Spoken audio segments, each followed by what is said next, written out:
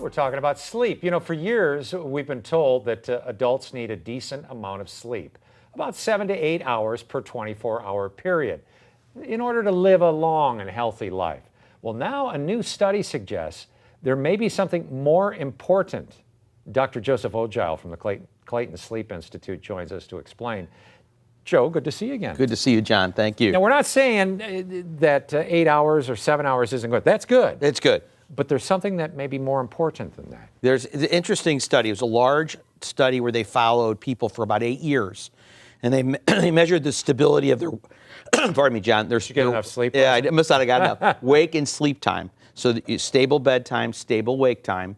The people that did that had a significant reduction in all-cause mortality and also cardiometabolic things like diabetes and heart disease. So this is an interesting finding. So they followed like 20,000 people for 8 years. So people who consistently slept that period every 24-hour period. Exactly. So it used to be, well, as long as I get 8 hours, so I may steal 3 hours from here and 5 hours from here, but they're not combined. Exactly. That's not as healthy. Exactly. And the stability of the pattern.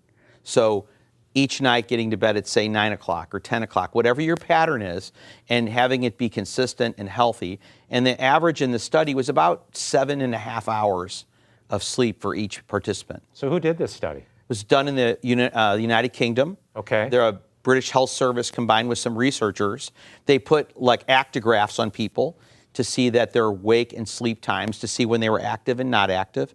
And then they followed them over the course of 8 years for all kinds of things. Did they, of course, death, but did they have other illnesses like heart disease? Did they develop cancer? Things like that, to try to see the associations. And then they subtracted out the other confounding variables. Okay, so sometimes, I never used to do this, but in recent years, I'll go home and maybe take like a half-hour nap. Is that still good? It's still good, Okay. Especially someone who's working effectively shifts, because as early as you have to get here on the news, your shift, you tend to be somewhat sleep deprived. So even though your sleep schedule is highly stable over all these years, 20 plus years, you're probably not getting the total number of hours of sleep.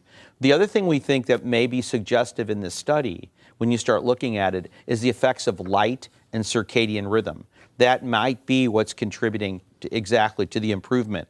And so this needs to be looked at more. All right, Dr. Joseph Ogile from the Clayton Sleep Institute, thanks so much. So in a nutshell, consistency, doing at the same time, sleeping 7, 8 hours. Exactly.